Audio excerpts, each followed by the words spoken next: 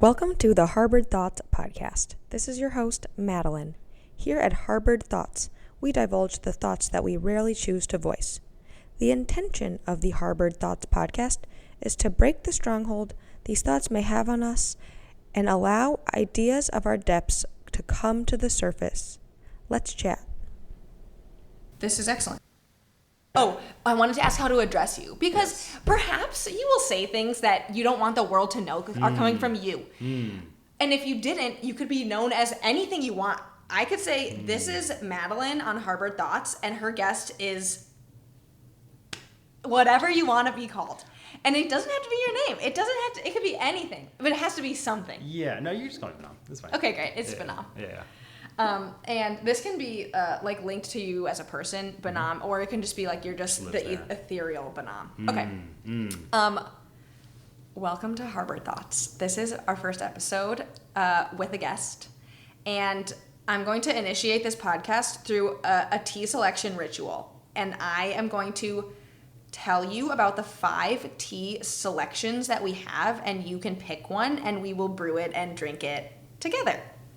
Cool. That sounds like you're telling the listener that they get to pick what tea I drink. The listener can drink their own tea while they choose to listen to this podcast if they want to. I'm very tempted to do this whole thing with my eyes closed, so I can just imagine listening to it. Sure. I don't know. We'll see what happens. Our options include 5 options. Number 1, green tea from the Anhui province of China that I procured when I visited China last year. Okay. Option 2, Japanese sencha from Central Market. Option 3, oolong from ZT down the street from here. And option 4 is a white tea that comes from my Chinese colleague, also directly from China, and that comes in a little ball. Those are fun. And then option 4 is Jordanian herbal tea blend that I purchased in Jordan when I was there a couple years ago. Whoa. Okay, I'm split between the white tea and the Jordanian tea. Okay. Do you have a favorite?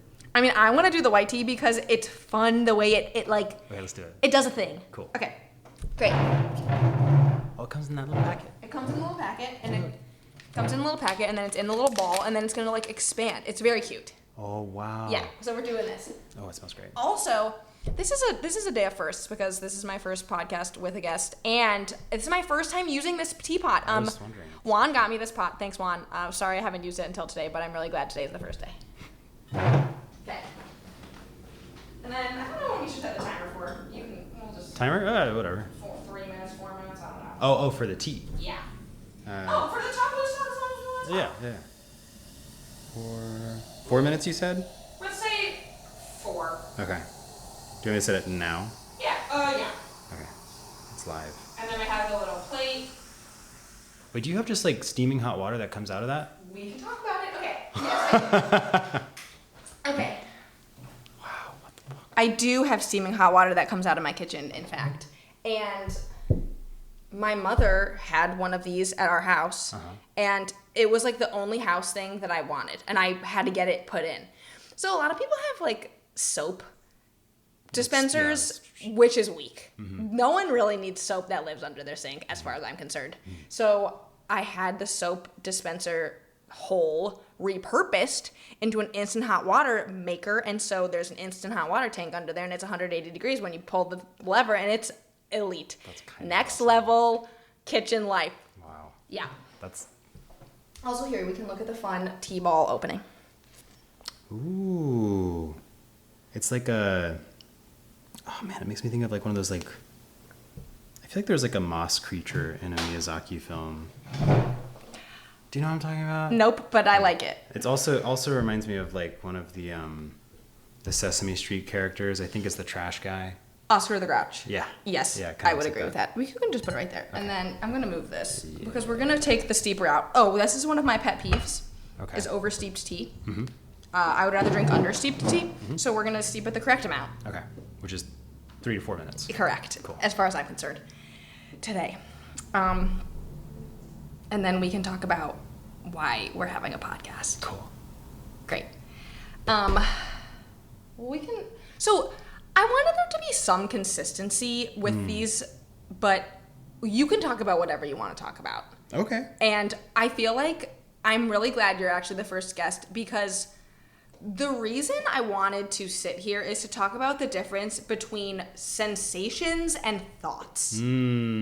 Because they're not the same. But I grew up in a place that was very thought driven. Totally. And I didn't know what sensations existed in my body at all. This idea of listen to your body, I just don't know what that means. Right. And then I did the 10-day Vipassana, and after those 10 days, I understand now what that means. But thoughts affect your sensations. Yeah. And also the fact that you said you're interested in going on a 20-day sit means that I know you have a lot of thoughts going on right now, because there's no one that says, I'm going to go do a 20-day sit. This sounds cool. Yeah. That isn't having a lot of things happening. That's pretty true. Wow. So we're going to start with a question. Okay. And we can do these 4 questions, or you can still just talk about whatever you want to talk about. Okay. But question number 1 is, what comes to mind when you hear the phrase intrusive thoughts? The first thing that I thought, when you mentioned that being the topic for this podcast, was what is the difference between an intrusive thought and our regular thoughts? Love that. Because I guess the suspicion there is that there's not a hard delineation, and that the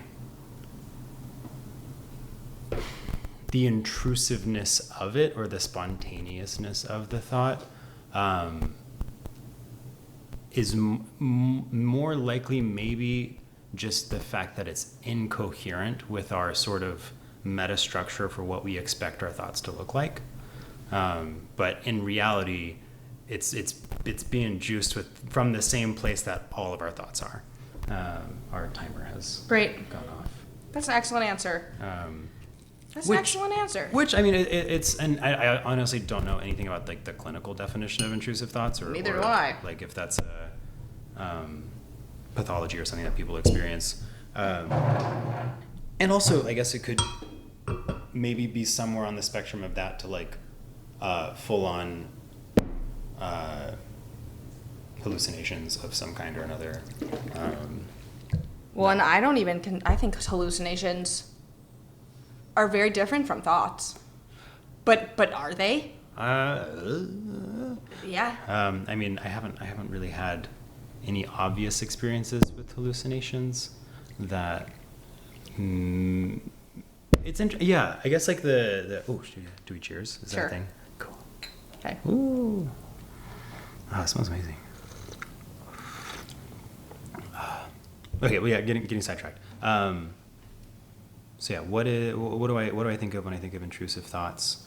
And intruding on what exactly? I think this is such a great place to start. I really do. Because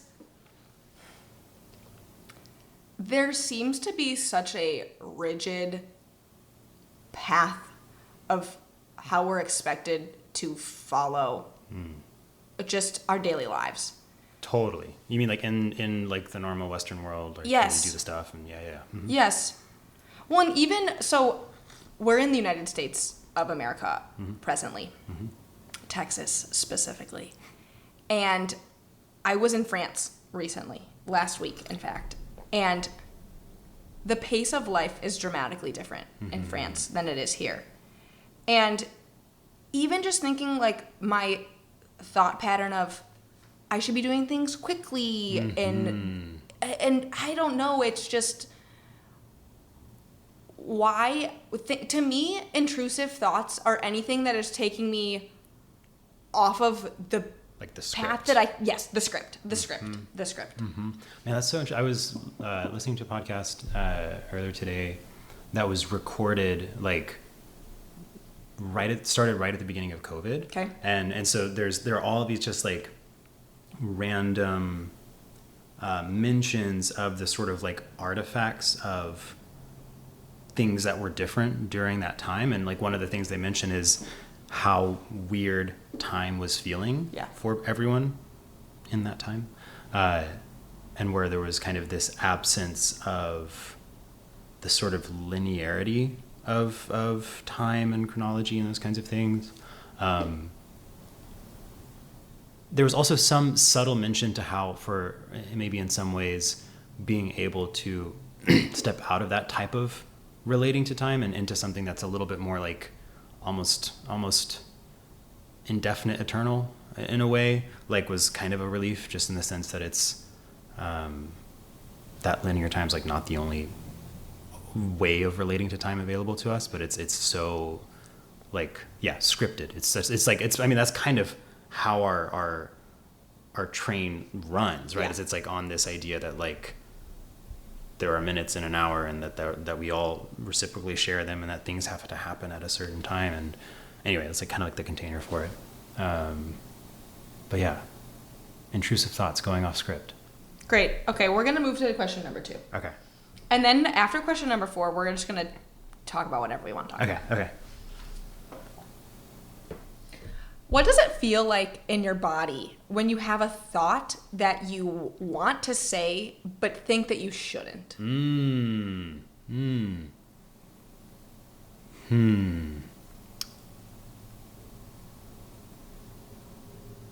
That's interesting. Okay, things that makes me think of is some modalities of intuitive somatic movement that I've encountered talk about that framework, like what is it, in terms of it being this idea that when we grow up, we are taught or conditioned to repress our response physically, right? Because if you see children, it's pretty obvious that when they feel something, it just goes all the way through, and there's no sort of like guardrails or much sort of anything in the way of mitigation happening there, and that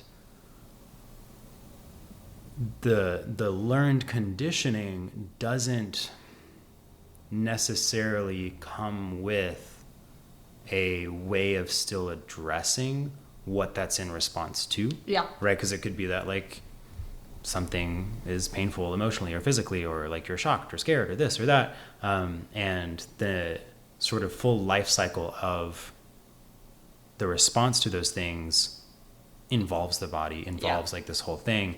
And when it is not allowed to go through like the most natural form, which is not necessarily a bad thing. Like there are plenty of I think, times where it might not be appropriate to do that. Sure. But maybe there are other spaces where you can let that happen. And if you don't, there's this kind of dissonance that I feel like can accumulate between the mind and body over time. And I think for a lot of us, that dissonance can be felt as kind of like a type of either tension or constriction or like tightening throughout the body. But I think usually you'll feel it probably either like somewhere along the midline, like either in your stomach or your chest or your throat. This is something that like I feel like you don't really even need to go dipping your toes into a chakra system to like understand, but like you can really understand why they would have come up with the whole thing. Yeah. Because it's like when there is something or some emotion or truth or experience for you subjectively that you are not giving voice to, like there's a way that you know that, and it's because there's like something stuck in your throat. Yeah. You're like, oh, this feels terrible. Why? And I think that kind of like, for me at least, was a very slow and gradual becoming aware of. Like I think as a kid I was just like living my whole world in my head. Was there a moment No, that you not recall of having this awareness of distinction, or no? Very gradual. Yeah. Like it was more like there was no single moment. I think there were different types of emotions that lent themselves to being like for me definitely anxiousness is like the most easy for me to like see the physical correlate to and be like, oh, I'm anxious. because of all these things. Which is, these kinds of things I think are also very interesting because they kind of live in the same places as other things physiologically. So it's like, you know, if I have too much coffee, I'm like, man, I'm so anxious. So I'm like, no, actually it's just like my heart rate's super elevated because I had so much coffee. And it maps to anxiety really closely. Yeah. And to the point where it's like, does it even matter what's the source of it? If like experientially, I'm like, this is indistinguishable from anxiety to me. Yeah. Even if I can trace it to something that's not super complex. Sure. But okay, so back to your original question. What does it feel like? But I think you did a great job answering it. And I think something that you mentioned is if you're a kid and you're bouncing around, you feel like you have this thought and you want to say it and you're containing it. We aren't revisiting it again. Right. Like I know that, well, this is twofold. There were times when I would say things and then I put my foot in my mouth. Mm-hmm. And so then you're dealing with the ramifications of saying something you maybe shouldn't have said, but there is still at least like a physical outlet to that versus containing something that you don't want to share and then just going on with your life. That containment is still contained. Yeah. And it's not revisited. And I think that's something that I recently noticed feeling a certain way with an interaction I had, but then I revisited it later with myself, and you can kind of have a resolution, but it's only if you don't let it bubble up and not think about it. Yeah. Yeah. And I think that kind of makes you think about, there's like the other half of it where like we're having thoughts all the time, and there's a whole kind of just infinite field of frameworks you can use to decide which of these are supposed to be words that come out of my mouth. Yes. Right? Like that's generally something that Sure. you can usually spot someone who's not doing any filtering there. But you can't always see when someone is doing the filtering. Sure, or what kind of filtering it is, right? Because I think that's like, even just in terms of knowing, like, say if I get into an argument with someone and I want to say something, right? But the real question there is, where is that coming from? And is it sort of an emotion that I want to express unfiltered, or do I want to kind of engage with it first, right? Where it's like, I want to say this mean thing. That's maybe one way of saying it, but like really when you try to dig into it, you're like, I feel hurt or tender in this way. And maybe if I were to look past maybe the first initial narrative that comes along with that emotion, I would frame very differently what it is that I'm experiencing and what I want to communicate in that. I feel like that's a very sort of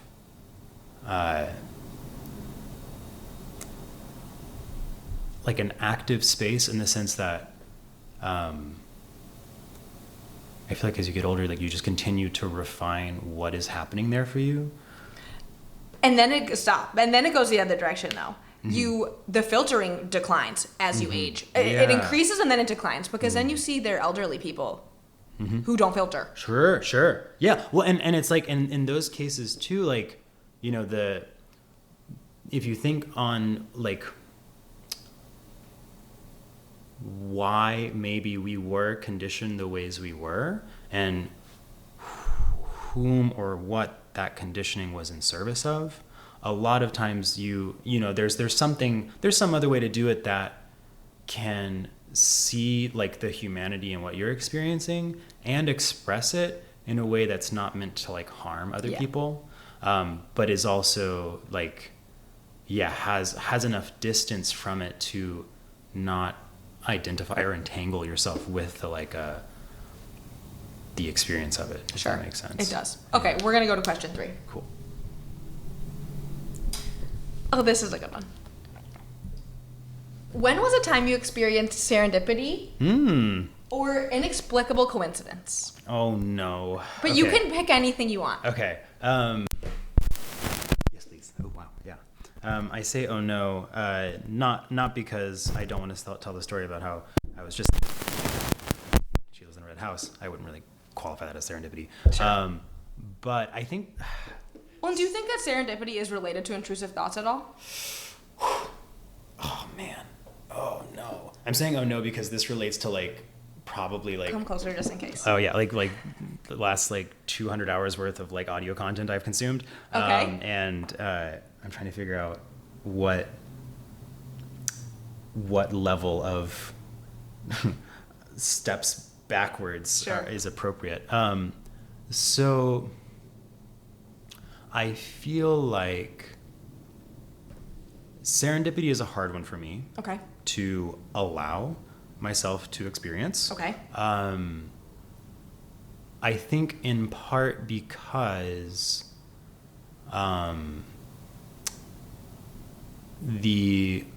for me personally, the lens of looking through the world from a deeply sort of like skeptic and sort of like hardline empiricist lens, but a lens that's also very much grounded in a pretty dogmatic materiality, was a very like safe refuge for me to kind of ground around when things did not make sense or when things felt like they wanted to make sense in a way that I was worried might be irrational.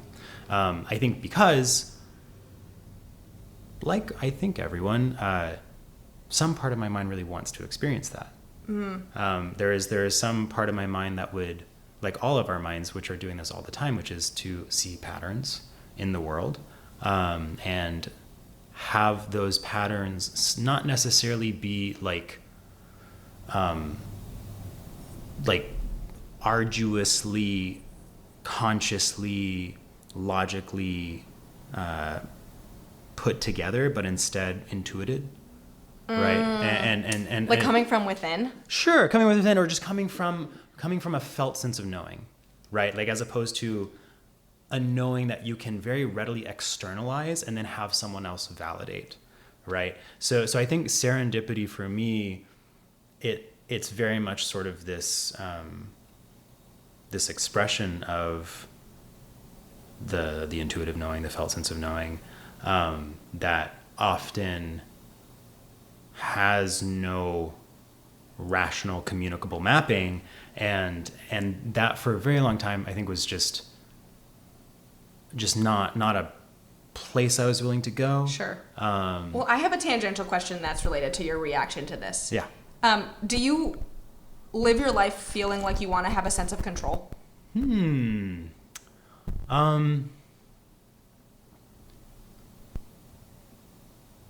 I think the better question is, where do I look for control in my life? Because we all do, right? Okay. Like there's, I think that's like, you know,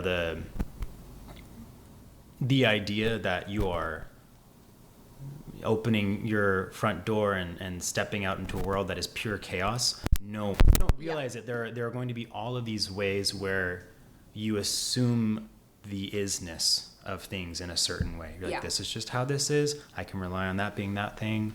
And so I think for me, there is, where does that crop up for me a lot? Honestly, in my mind, in sort of how I feel like I have like autonomy and agency over what I think, and also just sort of my, usually also like autonomy in like what I eat. Not even like, you know, I'm like, I have to eat an apple every day. I'm just like, I just want to be able to be the one who decides what I eat. Okay. Right. So there's definitely like which, you know, like I wouldn't notice until like maybe I'm staying with like a group or something, and it's like 3 days of like the meal is just whatever the thing is cobbled together, and I realize that I'm like, I didn't get to decide. And then some parts of me like, ugh. And so then you're like, interesting. Sure. That's where I try to like grip or grasp. Yeah. Why did that question come up? Because I think that serendipity is a complete lack of control. It's allowing anything to converge in a way that is completely without your control. And because you said you didn't feel like you experienced serendipity much, it made me think that you were trying to control things in a sense that didn't allow it to just appear. Yeah. Oh, that's interesting. I don't think I would have thought about that in the same way. Cool. But there is definitely some element of surrender. I think that is necessary for that. The thing about it that like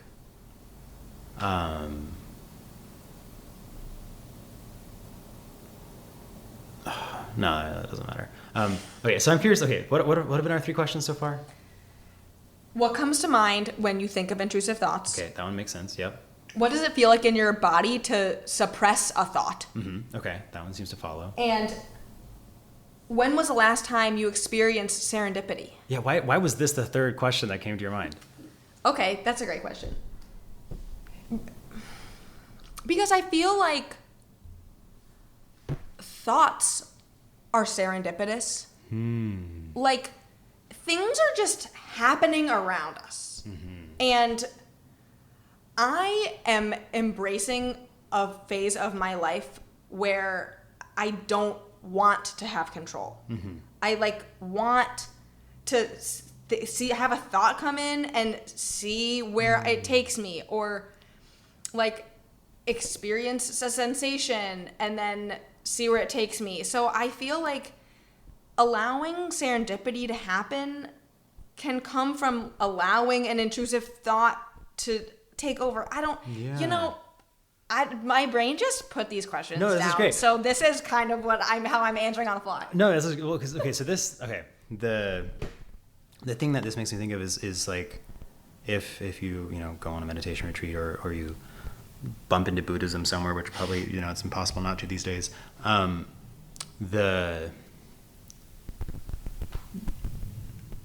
Or let's say you decide to get more than just a toe in it, and you're like starting to like really dig into like, what is this whole thing? Like, I'm supposed to observe my breath. Is that it? Like, there's nothing else. There's definitely way more to it than that, right? Like, sure. It should be noted that like the only reason anybody cared for the thousands of years that they did about observing their breath is because they thought it would make them fully enlightened. But I think that observing your breath is just step 1 in order to delete all the stuff. It's not about observing your breath. It's about observing your breath for long enough to quiet everything else. Right. It's a vehicle. It's a vehicle. And so the thing that comes to mind with the control aspect is, so if you get your basic Buddhist menu, it's like, okay, all things are impermanent. Yep. All notions of self is illusory. There is an intrinsic sense of unsatisfactoriness to being. You can call that suffering or dukkha, but even at the like minutest level, there's this kind of quality of, sometimes translated as unsatisfactoriness. Okay. And so with the control thing, that feels very much related to self, right? Like that. Yeah. The idea of having control implies a locus of control. Identification. Right? Yes. Yeah. So it's like, I feel like there's a movement that might happen almost incidentally towards something like being open to serendipity, just by getting into the practice. And the thing that's interesting that I feel like there's so many different ways you can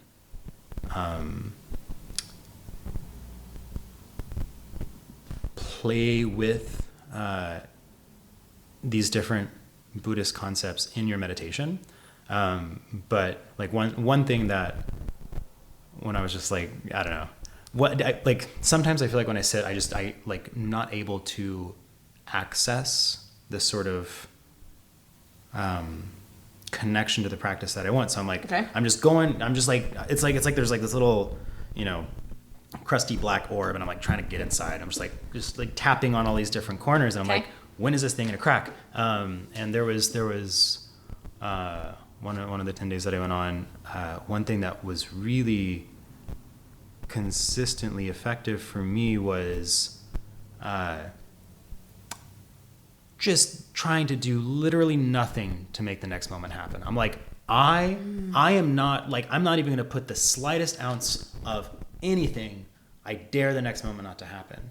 And Cool. Well, and it's like, it shows up anyway. And not only does it show up, all of the formations of you with all of your thoughts and all of your intentions and all of your wants and dislikes and likes will just come right along with it.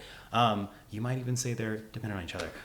But it's kind of this sort of thing where It's like the more you tried to avoid it, the more that it arose. Sure. Almost. Well, not necessarily more that it did, but more that it was like my notion that I had any control over not just I thought, like, okay, like what does it feel like to really lean back and conceptually? Like if you imagine, the separation. Or yeah, or like the visual I had was that, there's I'm in the present and the future is in front of me, but there's a pane of glass, and the past is behind me, but there's a pane of glass. And like, we just spend all our lives just pressing our nose on the pane of glass going into the future. Sure. And I was like, what happens if I just lean all the way back? Into the past? Or just onto the back pane of glass that I think keeps me from the past and stuck in the present. And your experience is exactly the same, right? Like, it's like, oh, like my needing to relate in this sort of forward leaning and anxious way, was not necessary.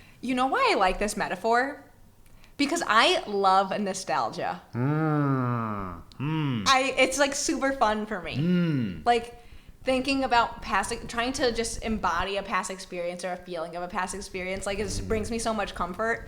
But it's, again, we're always in between the panes of glass regardless. Well, maybe. Like I think like I would say there's nothing wrong with having the ability to bring or recreate memories in a way that like brings you joy. Like I think that's one of the things that I feel like the way that I've like felt my practice changing is looking at sort of the effect of the practice and also sort of the relationship that I am cultivating to my being in the practice. Okay. Right? As being sort of the two places that really probably need to be in my field of view to help me know if I'm oriented. Because I think there's like a beautiful set of china through a wood chipper. Like you'll get some of the stuff on the other end, but it's like the amount of compression and transformation it undergoes. Like the one that you get, you're like, so this is china? This is like porcelain? It's nice, I guess, kind of nice and powdery. It's like I don't think you can really under exaggerate. No, you can't. You cannot over exaggerate how much filtering happens when Buddhism is still trying to make its way through the thick fog of Western thought, Well, and to that point, the only way I understood how meditation worked at all was by immersion, like the deep immersion of 10 days of 12 hours. And then I was like, oh, I get this now. Yeah. And I did not get it before. Yeah. But no, that's such a deep amount of exposure of anything to be like, oh, I understand the concept now. Yes. Can I practice it? No, maybe. I'm still like very much learning, but this is also a good segue. You're going to like the next question. This is the final question before we just talk about whatever we want to talk about. What does it mean for you to feel like yourself? Wow. Oof. Yes, please. What does it mean to feel like myself? And how do you feel when you feel like yourself? Well, I guess like the first thing that comes to mind there is if I were to like flip back maybe even just like 6-7 years ago, but definitely like 10 years ago, like when I'm in my like early 20s, and I think about just like what it felt like to be me, like what it felt like to be in this world, and sort of what was and wasn't accessible in terms of how things seemed to be. There's such a vast difference. Wow. Like so I think and that's sort of a. Had you meditated back then or not yet? I hadn't done any 10 days. Okay. First 10 day I did was in 2017, and after I did that 10 day, I was like, glad I did it. Never doing it again. I like it was because it was like kind of. It's so hard because I genuinely I don't know what my life would look like if I had not encountered that practice, and for that reason I'm like just always going to be very grateful for it. But I think the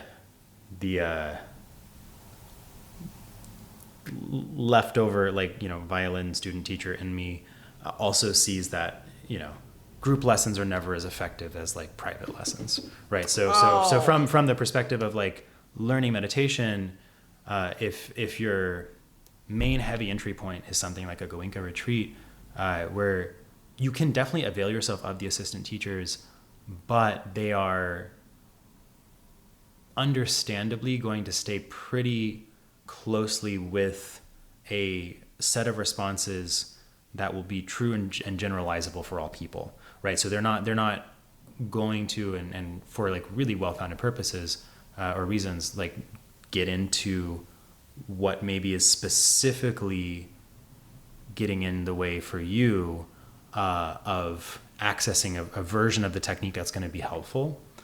And that's just, this is like the classic problem of like, how do you scale in education? And but is there a version of meditation that you can do that is individualized? Totally. Yeah. You mean just practicing on alone? No. I mean like, okay, so say I go to sit and I just can't stop moving, right? I'm like, oh, I just can't stop like reacting to these things. Like you can just tell someone, be like, yeah, just don't react to it. Just be equanimous. And that is what you're supposed to do. But like, if you, the practitioner, want to move beyond all of the fidgetiness, like you're going to have to ask yourself, like, what is coming up for me when, not just when I become distracted and fidget, but also when I'm in the moments before, when I'm in the moments after. What are the set of stories and narratives that I may hold about self and my capacity for the practice, and how true do those feel for me? Like there are all of these things that like will get scraped away over time if you keep practicing, but you might not keep practicing because you are stuck inside those belief systems that you don't get the chance to see how malleable they are. Sure. So that, yeah, anyway. Okay, I still want to go back to what it feels like to be you. Yeah. So moving forward, I feel like the honest answer is like, I have no idea. Fair. Like I think the things that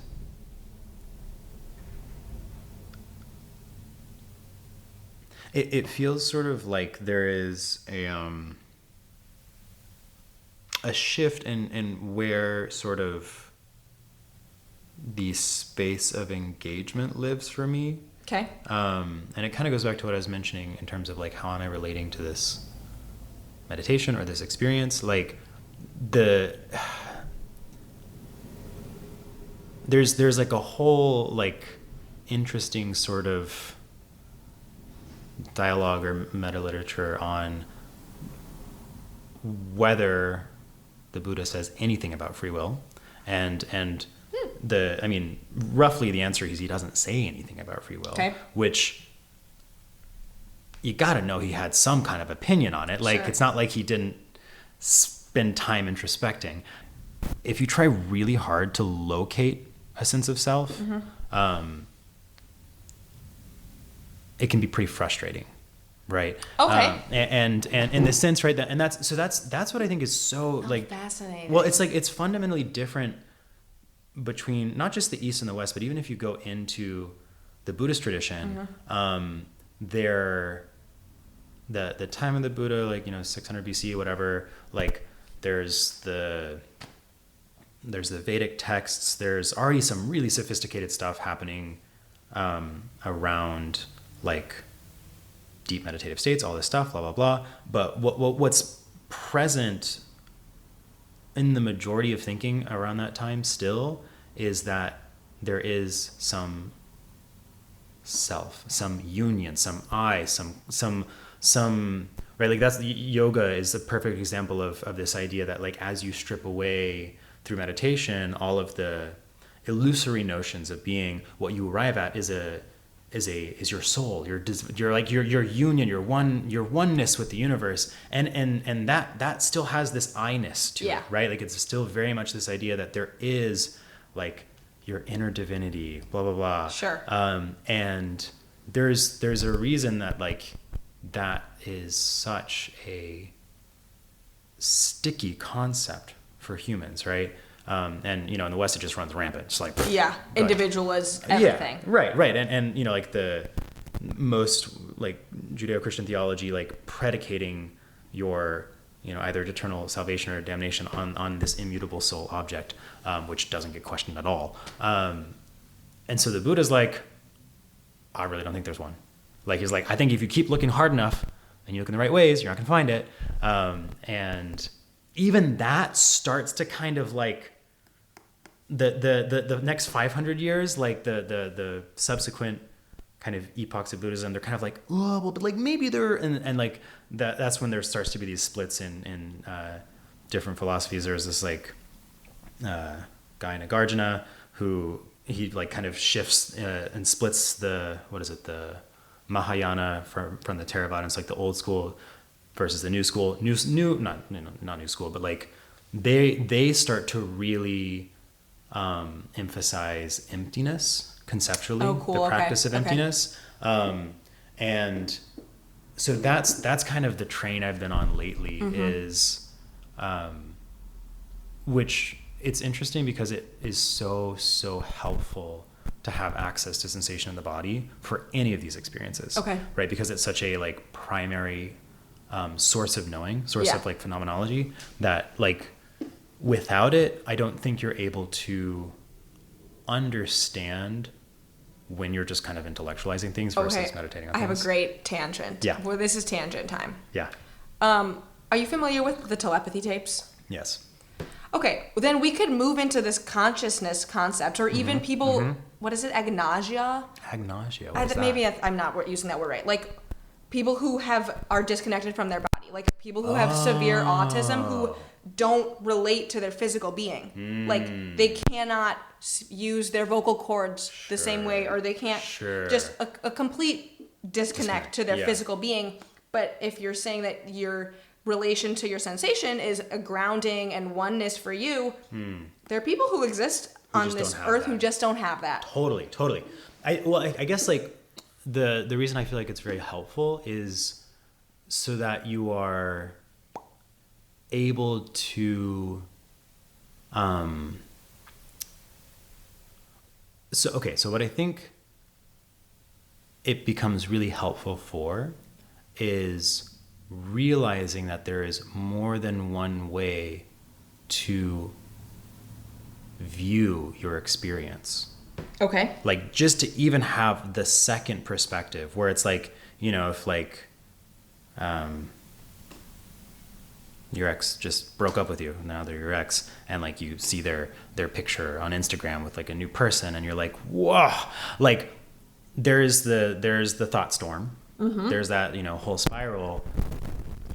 And maybe if you have the practice developed, you can notice that there is also this physical substrate, which is deeply unpleasant, right? So it has a quality to it. And then you can also notice that there is not a single mapping one-to-one from any sensation that we feel and then the narrative level, right? So even that's just kind of like That's first chip in the armor. Yeah. Right. Where you're like, oh, cool. But what I guess this whole emptiness practice thing kind of takes further is it's like even so if you, I don't know if you had this problem, but the first time I went on a 10-day, they were like, don't visualize anything, just like notice sensation in your body. And they're like, and move your awareness from your head to your feet. I'm like, how am I supposed to move my awareness from my head to my foot without thinking about my head and my foot? I just did it. I just thought about my head and my foot the whole time. Sure. And when we have,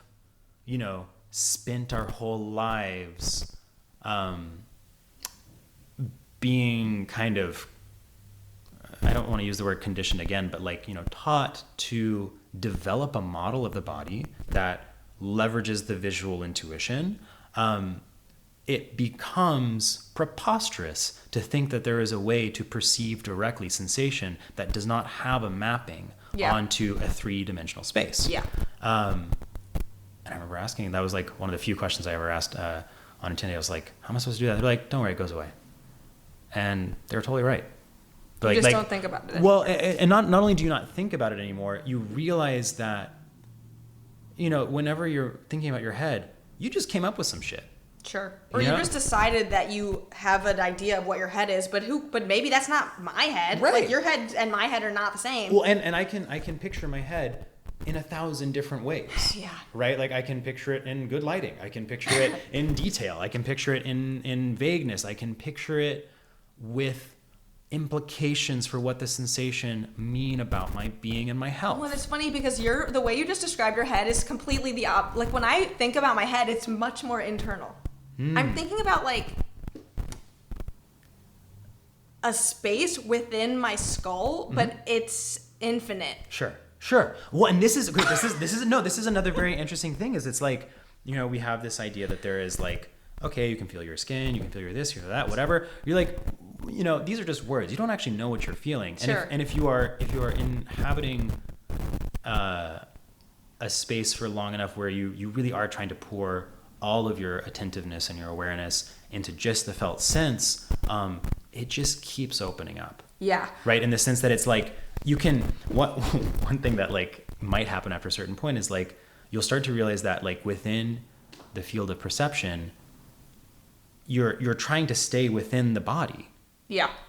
In other words, there is a conception of within felt space, the end of your body, and also something else. Yeah. Which doesn't make any sense. No. Perhaps it doesn't make any sense, or perhaps, right, whatever. But no, you're creating a boundary that doesn't exist in your raw perception, and so there's this, right? So it's like, oh, like I was bringing to bear certain form, certain structure to an experience that didn't require this structure for me to experience it. And in fact, when I don't bring that structure, I have a different kind of experience. Yeah. And it's never that you are no longer bringing structure, it's that you are bringing a different structure. Yeah. Right. There's always some structure. And so this is the other thing that like the whole like emptiness practice starts to kind of develop a more kind of analytical set of practices to help cultivate lenses whereby you are actively trying to notice how this constructing is happening and where it's happening, and sort of look at it in a way that sees its constructedness. Down, just like anywhere you think you've gone deep enough, you keep going. Yeah. Just like you keep going Yeah. Until your notions of time, until your notions of space and all of these things become malleable, right? Sure. So the idea is not that like everything that we're experiencing is an illusion and the real reality is beyond space and matter and whatever. It's that even if like you were to spend your many lives developing this ability to kind of construct your reality less, even that unconstructed reality, which won't ever be able to talk about because it's like so completely not anything that has to do with like words, sound, space, time, whatever. Even that is not real. Okay. Right. So this is like, I feel like the really sort of just like just deeply upsetting, like philosophical presupposition for any Western form of thought. You seem called to discovering all of this. But do you ever feel like by leaning into this rabbit hole of concepts, ostracized from connecting with other people who have just no concept of any of this? Because even when I think like step one of, separating your thoughts from your body or talking about meditation, like people initially are like, oh, I could never do that. Meditating is so off-putting. Okay, and I'm still like on the very level of like being a baby meditator, but it seems like this world of body, mind, space continuum is something that you think about and are like evaluating frequently. Do you feel separated from others the more you investigate? The total opposite. The total opposite. Oh, wow. Okay. No, like actually, like it's. Okay. I think because like the sense that's that's so refreshing. No, well, because the sense of separateness is part of this thing that like for a very long time in my life was a rigid structure that I didn't understand that I had capacity to relate to in a lot of different ways, and also that I didn't understand that there were constituent things that were constructing it, right? Like this notion that there is some sort of like there are all these tiny little presuppositions that creep into that lens where it's like, oh, no one understands my experience, da da da da da. And then like you realize like I don't understand my experience. Or like what is experience, and then it doesn't, and then nothing. Or it's like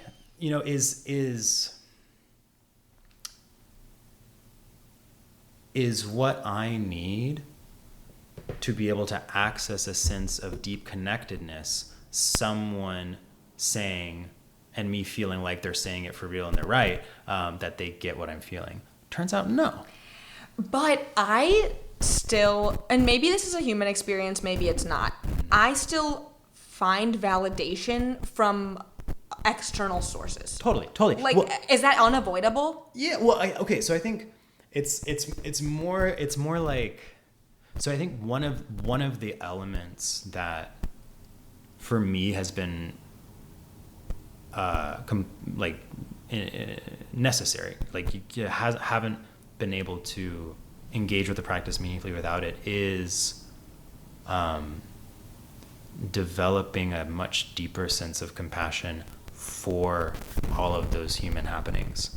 Like in order for like me to get to the point where I'm able to like come out of a spiral of feeling like someone has never really cared about me, like, this whole like friendship was a lie, blah blah blah. In order for me to actually disentangle from that, part of what I feel like I needed to cultivate a lot more of was the ability to hold that whole experience with compassion. Yeah. Right. And to see that it's like, oh wow, this is like, it's as normal as any sort of like, oh, time to get coffee, right? Like totally. Like these are things that come up and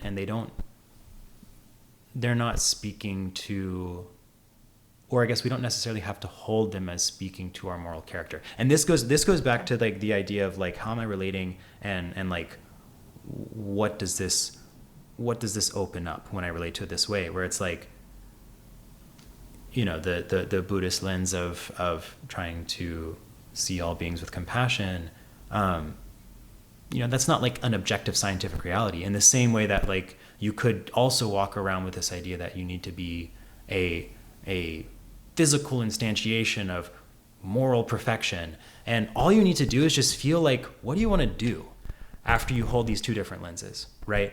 And it's not like in a literal way, because you can hold this idea of cultivating compassion with the same amount of tightness that you would this idea of moral perfection. Yeah. Right? Like, so it's really sneaky. It's not like something that you just look down a checklist of words. It's like, it's like kind of embodied and it's felt, but you will feel something will either start to open up or it'll start to contract. Yeah. And I feel like that's kind of the best litmus test, where it's like, oh, like I'm feeling super contracted. Sometimes you'll be so contracted that there's not even space to do much of an investigation. And like I think of those as sort of just like, it's just damage mitigation, right? Sure. It's just like, I'm like not going to be my most beautiful self right now. And that's okay. And it's like, that's the place where you can start to work is like, can I hold that with more gentleness? Can I hold that with more love? I think there's like this kind of recursive pace you have to take with yourself, where you're like, if you sit down to do your sit and you're like just pissed at someone the whole time, and you're like, I can't hold love for them. And you're like, can you hold love for the fact that you can't hold love for them? You're like, no, I can't hold love for the fact that like I'm still trying to do this. And you're like, can you hold love for that? You know, like go back to the level where it's like it's real for you and it's available. And then usually it's almost never really about like, can I be with the breath perfectly forever? But it's more like, when I try, what opens up? How do I react? What tightens? And how do I relate to that? Yeah. And is my relating kind of the practice that I want? Right. Yeah. So I think definitely, I think that's why it has been something that has sustained my attention. Yeah. As a both an intellectual curiosity, but also just like a thing that I keep doing in my life, is because it's so damn consistent. Like it's just like every time that I'm better about keeping my sitting practice, like how I'm able to show up, and also just like how I'm able to hold and view the other people in my life, like it just all gets so much more rich. Yeah. So I mean, if it didn't do that, like honestly, I would have dropped it years ago. Yeah. No, that's a great point. That it only makes things better. Yeah. I guess there is definitely some part of me that like wants to be able to hopefully at some point in my life help other people who are curious about it move smoothly in their practice and their work. Well, the interesting thing, is that it's all comes from within them too. Right. Yeah. So there's a limited amount of stuff that you can do. Yeah. And I think there's a bit of something that I've had since I was very young, which is just this frustration with bad teachers. Oh, interesting. Okay. Yeah, like just as early as I can remember, like I've been keeping a laundry list of ways I won't do it that way. Okay. Across, like music, like high school, whatever. Well, you teach many things. And I do teach a lot now. Yeah. And that has also like helped me hold my teachers as children with much more grace. Sure. But I think there's something there where it's like, because you also have experiences where you touch with teachers either physically or just like through their work that like just blast you wide open and resonate and inspire you, and there are things that I don't think I realized that they had overcome in terms of their own insecurities and limitations and relations to self, that like for better or for worse they had to, or else I wouldn't have read their stuff. Yeah. Right. And so I think like seeing that and becoming a little bit more curious about like, okay, what would that really look like if I were to get to the point where like I didn't just feel my skin crawl if I imagined like writing a book on something. Do you share through writing? No, not really. And I think that's like kind of like one of the things that I am trying or to make an active practice of is like challenge myself to like, okay, so even when I was like a very, very young kid, and I started playing violin, I remember my mom would have me play for like just the family, like when they come over or whatever. Sure. And I hated being perceived so much that I would stand like behind a door. That's or so like funny. I just like I couldn't do it. There was something about it that was so. And it was visual, like you didn't want them to see you. I mean, them seeing me definitely heightened the reality of being perceived. Okay. But I think it was more just the full blast, someone taking in you doing something vulnerable that is personal to you, was super tough. Okay. It was super tough. And I think the kind of egoic defenses that became a sort of sufficeable workaround, they only get you so far as well, because you kind of have to like get a bit of an ego to be able to do that. To perform. And that was, I think... That was the death of your career? Well, it was also just like, it still didn't feel good. Mm-hmm. You know what I mean? Like it was... I remember thinking about this kind of... And I didn't have a chance to like explore it too deeply, but this idea or distinction between sharing versus showing. And, that's a great one. And just like in music performances specifically, where I would feel like that was something that felt very different when I could perceive whether someone was coming from a place of just wanting to share something versus like wanting to show off. You know what's so funny though? You can tell now because it's just based on their intention. Yeah. And like, but you don't know that until you embody it. Yeah. Yes. Yeah. And that's like it's a whole different thing. But yeah. I don't remember what your original question was. Well, you were talking about when your mom wanted you to play, you would hide behind a door. Yeah. Okay. Yeah. Going all the way backward because you asked like but sense of self. we want to go all the way back to what does it feel like to be you? Yeah. I guess so. And whether that's like kind of an isolating experience or not. And I mean, I do think there is sort of when I was doing my solo travel and had just... Would you want to share a little bit about what that was? Sure. Yeah.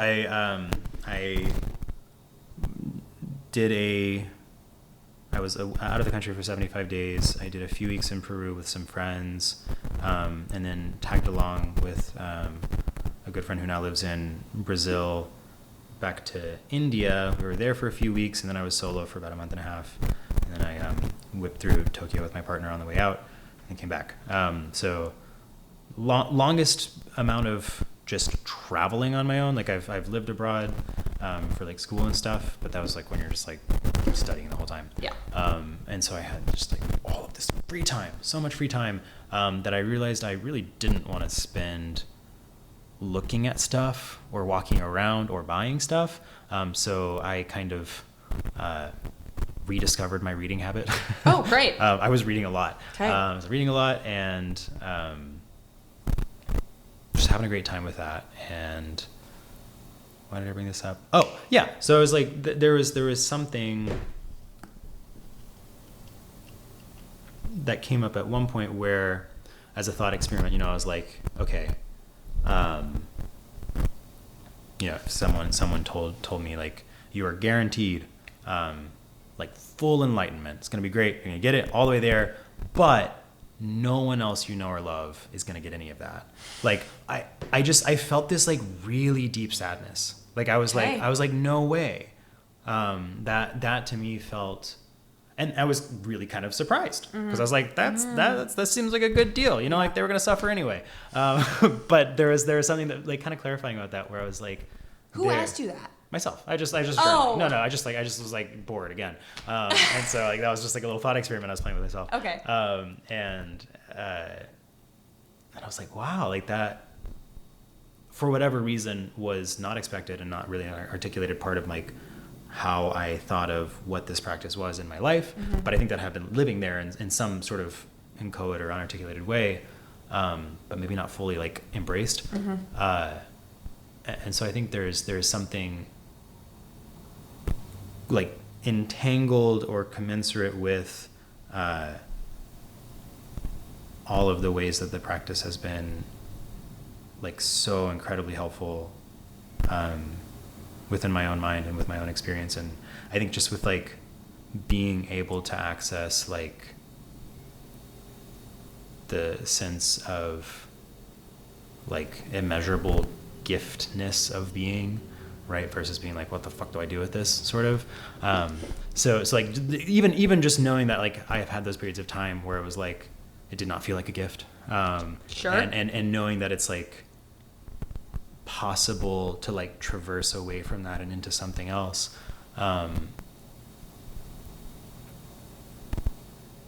Yeah, there was something there where like it would be really nice to give that to people, you know, and So this just seems to be reaffirming your desire to be a teacher. probably. I mean, I don't think it needs to like necessarily look like teaching too, because I think like just even being in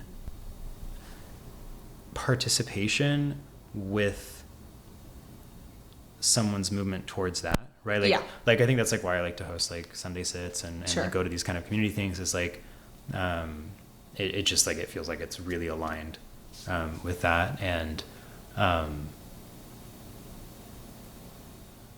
it's also really funny because I mean, there's so many ways where, you know, you can be like a little over enthusiastic and then people just roll their eyes and they're like, oh my God, you won't fucking shut up about this whole like Dharma thing. And like, I am so guilty of that. And yet it's fine. Well, the enthusiasm is good. well, and it's interesting because it is like, that's a bit of, that's also something that I'm like kind of trying to pry back open, because like, I was homeschooled as a kid and I was very excited about the things that I would learn. And when I started going to public school, I realized that was not cool. So there's something there where I'm like realizing that it's like the parts that, you know, are not received well is one, feedback to maybe like, you know, learn how to like listen better and try Sure. to hear where someone really is. But then there's also like, Wait, what a gift sure. that Yeah. you had that experience. Yeah. Well, and it has made me realize too. I'm like, well, I have to reclaim that enthusiasm. I think. Okay. To a degree. Just okay. Right. Okay. Like allow it back in and You realize that. suppressed it too much. Yes. Okay. Yeah. I think for like most of my adult life, I planted my flag in the sort of, if you model it, people will get it, and it's not your job to tell them what to do with their life. And I mean, I think for a long time that felt fine until I started to look in my life and realize how limited I was to be able to make the change I wanted to on my own, and how desperately lacking my life was in people who were willing to risk imperfect intervention to challenge me to grow. Did you receive that? In a way. Yeah. Okay. Yeah. And I think I also like once I just realized that wasn't there, I realized that like I have to go ask for that. Right. And Sure. turns out like, you know, When asking for things, everyone wants to give. kind of. Yeah. Honest feedback, man. Oof, wow. And it's, you know, it sucks, but it's also like, you can like, I guess I could see how for a very long time, I was not able to see the act of like love and kindness that lives within those kinds of things, right? Where it's like, oh, this is going to kind of be uncomfortable. And like, also it's going to kind of bring you closer to your shit and your tender stuff. And that's like exactly what you need. Yeah. And Well, and if a judgment is feeling particularly judgmental, that means Yep, it's hitting signal. what it's supposed to be hitting. yeah, it's signal. Yeah. And you know, part of like flipping that on its head is like realizing that it's like going to be so messy. And there'll be so many days where you're like, I can see how this is something that I need to dive into, and it is not going to be today. And that's fine. Yeah. But yeah, so I think seeing how like the changes in my life that I wanted to make weren't happening on my own, and that, you know, you need people who will help you and challenge you and kind of operate not passively in your life. Yeah. That's when I started to realize I was like, oh, like I have like been so non-participatory in that way throughout my life, because to me it's just uncomfortable to make people uncomfortable. Like, it was purely out of my own convenience, ultimately, right? Like, or not purely, but like that was a very significant part But of if it. you're doing it out of a place of compassion, then that feels beneficial. Sure. And I mean, there's also like, you know, the whole ongoing work of how connected to where things are coming from you are, right? And there's always many sources, and there's always like, you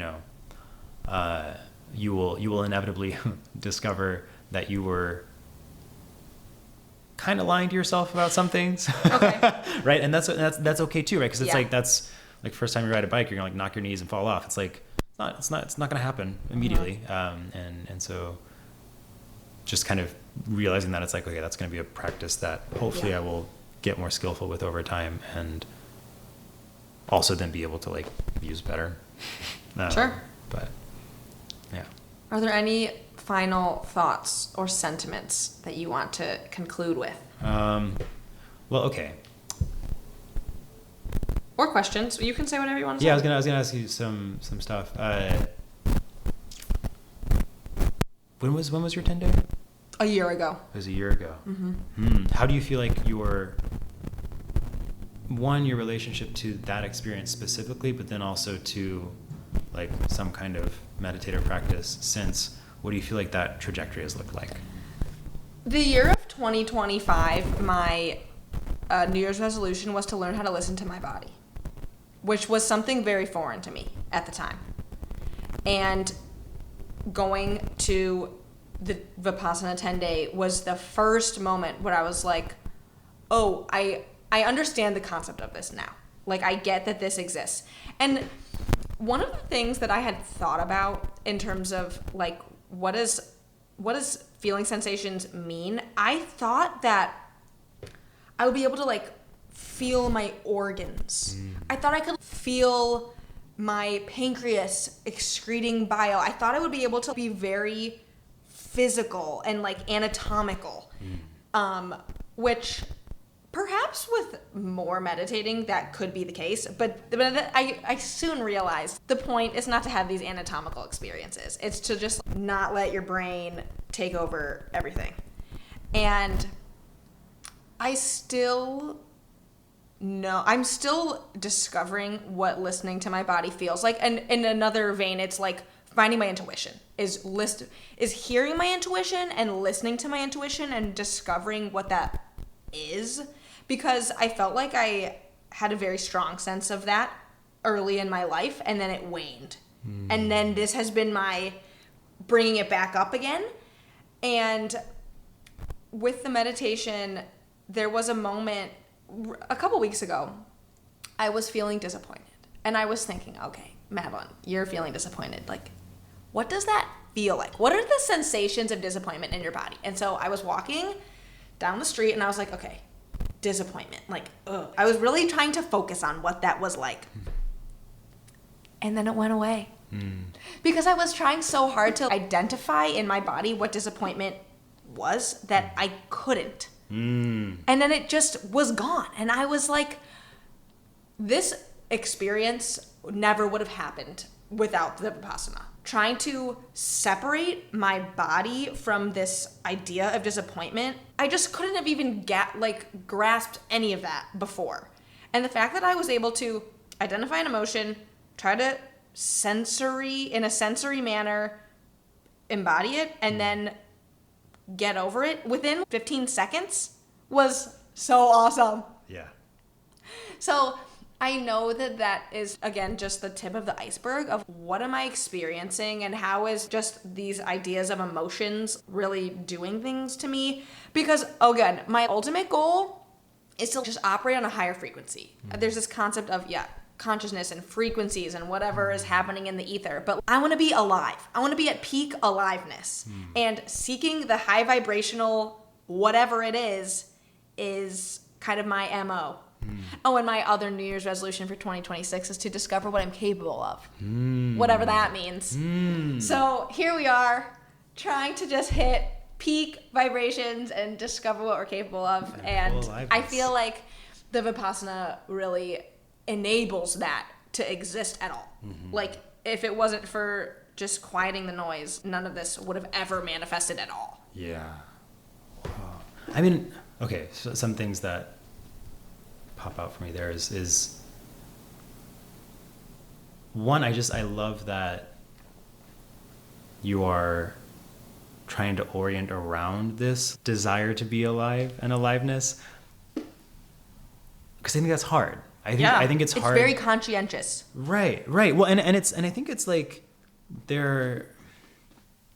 that's not always accessible to us. Right? Right? It wasn't last year. Yeah. I think that's super cool. And I think the fact that it's not accessible is totally okay. Yeah. I think we have this really intense emphasis on being at our peak all the time. And I was not at my peak last year. Yeah. Or maybe not the whole year, but like I just could tell I was off. And it's hard to describe what that is. And I think that in this day and age, we're very used to using words like depressed and anxious and whatever. Totally. But I just was like, I just wasn't aligned with my best self. Again, it's very hard to use words to describe this. But I'm grateful for being in that funk. Like, I had to be in that funk to be where I am now. But if you said, like, Madeline, you're in a bad space, I'm like, well, I just am. I'm just being. Yeah. And now I'm being now. Like, there's, again, it's just this elimination of judgment, elimination of ego, and just experiencing the experience for what it is allows for new things to exist. And I think I'm just trying to put a lot of remove pressure from myself to be something that I think I should be. Like, I'm just trying to experience. Yeah. And I think that it's not accessible to everyone all the time. But being between the panes of glass is always there for us. Yeah. And then you, by experiencing the present, you can realize that you have come out of something in the past, and that allows the future to happen. But it's not obvious, and it's not something you can just mind over matter. I think we can just force ourselves to feeling better. Even grief, like the idea of, oh, I'm gonna grieve something and then I'm gonna get over it. You can't just force yourself to get over things. It has to happen the way it's supposed to happen, and that's extremely difficult for us in general. Yeah. Well, and it makes me think too of like how I've been also reading some stuff on just sort of the shift into modern psychology and how that kind of like both like flattened and reduced a lot of sort of just how we thought of and conceptualized our inner world and phenomena, where like, you know, the idea that sadness or grief or something like that is like an ailment or a pathology it's a strong idea, right? In the sense that it's like, it is not making a neutral assertion about your experience at all. Yeah. And the idea that maybe when you're in a funk, it's like for like almost like like your psychological immune system, right? It could be that, or it could be, you could frame it as like, you know,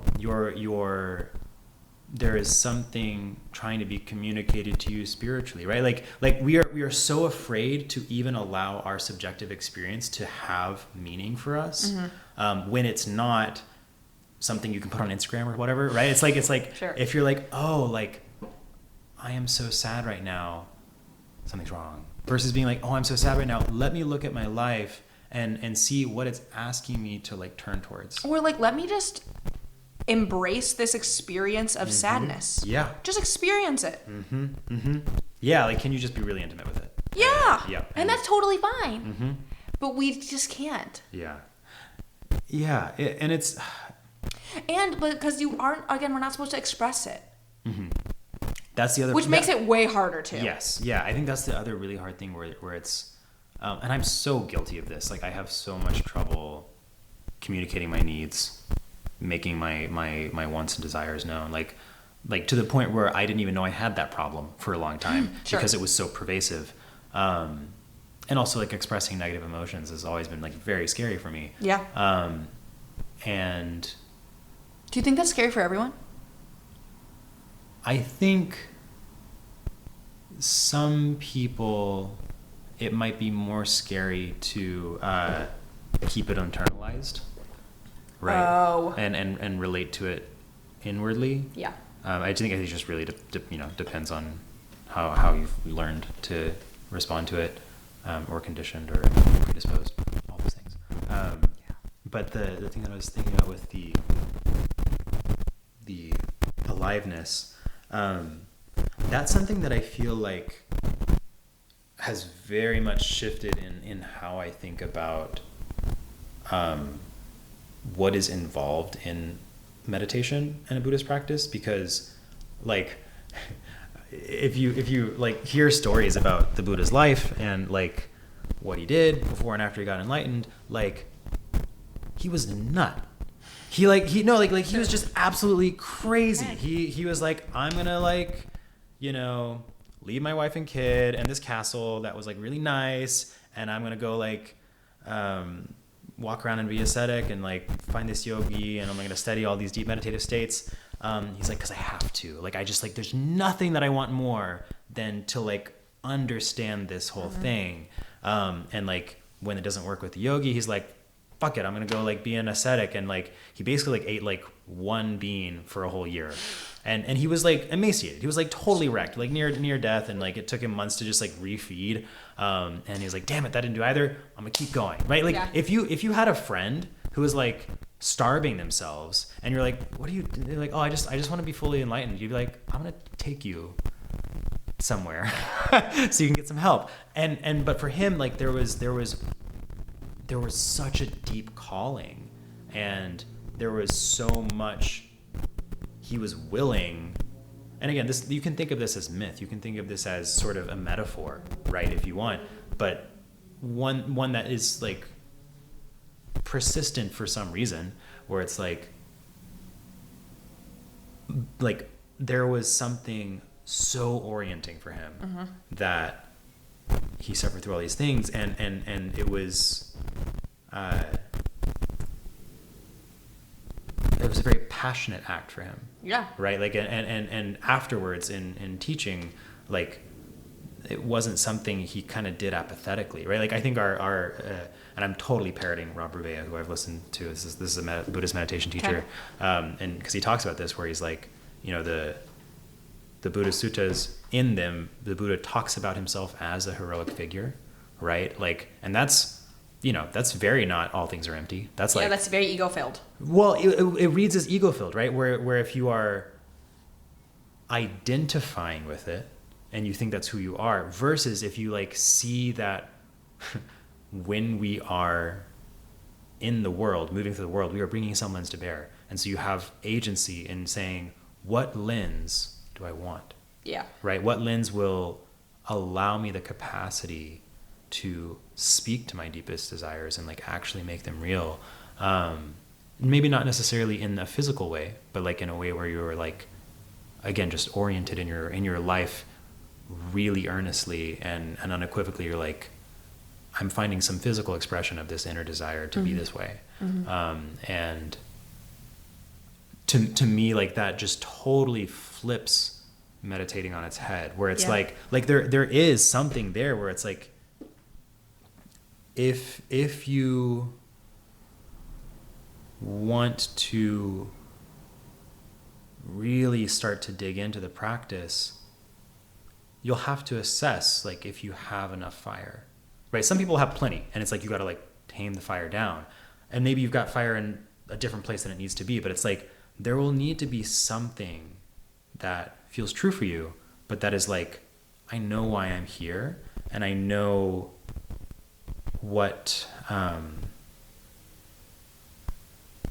like kind of like where I want to place my devotion, or like what that's going to look like, and that lives within this whole, like, sometimes I let things go, sometimes I let things just move, but it's this sort of like delicate fierceness almost. But I think that to your point, it depends on the person. Like, if the point is expansion, the point is like just to be, I don't know, elevated, light, like just the good things. Each person's level of that's going to be totally different. Yeah. Well, and yeah, like what you want from the practice can be different.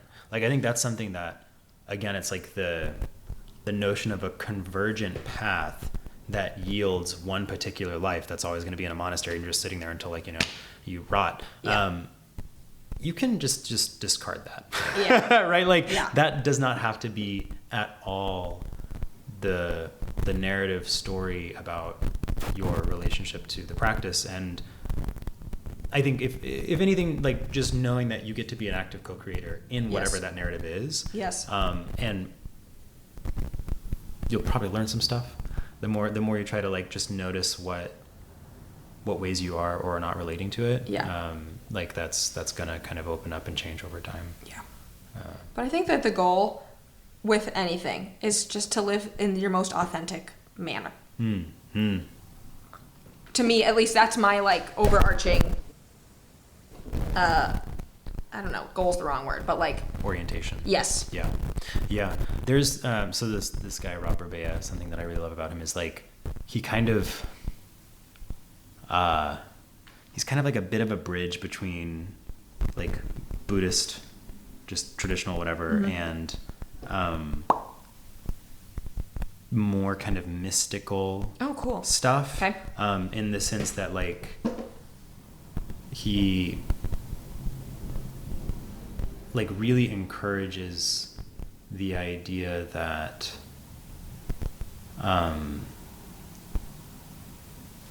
if you have these set of lenses that you're applying to your meditation practice, where you're seeing the emptiness, you're seeing the temporariness, the non-selfness, and that helps to reduce kind of how or the extent to which we're constructing the world. That's all wonderful and incredibly powerful. And then at some point, you still have to go open the door. You still got to like, make a pot of tea.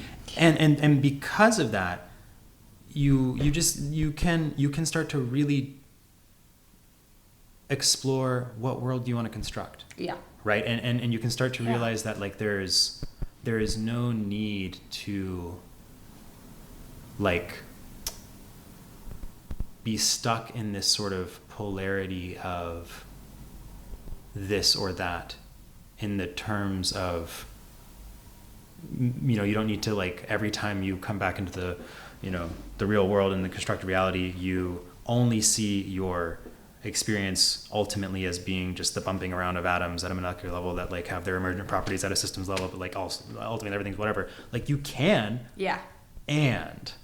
right? You can, and at the same time, you could hold your being from any number of lenses, right? Like, and just to go back to your idea of authenticity, it's like that could imply then that this notion of what feels authentic to you, when you go to relate to it, when you go to try and kind of commune with what is pulling you there, what sort of presence or felt sense you find there doesn't need to have a literal mapping into the world, and it can be still deeply meaningful and purposeful and orienting when you are navigating the real world. And it doesn't need to like, if you feel really grounded in this notion of emptiness practices and seeing sort of how malleable our ways of looking are, you can see that like these are all views you can move in and out of, and they're kind of just there for us to experience and express. And it's like, like I don't know, like the idea of like becoming a more authentic expression of self, like already like I'm like, there's so much there. There's so much there that can just like you can keep kind of chewing on. Great. How long was that? 90 minutes. 90. Mm-hmm. Wonderful. Okay. We can conclude. I feel like that's a solid totally podcast amount, length. Okay. That's Thanks, so fun. Behnam. Thanks for having me.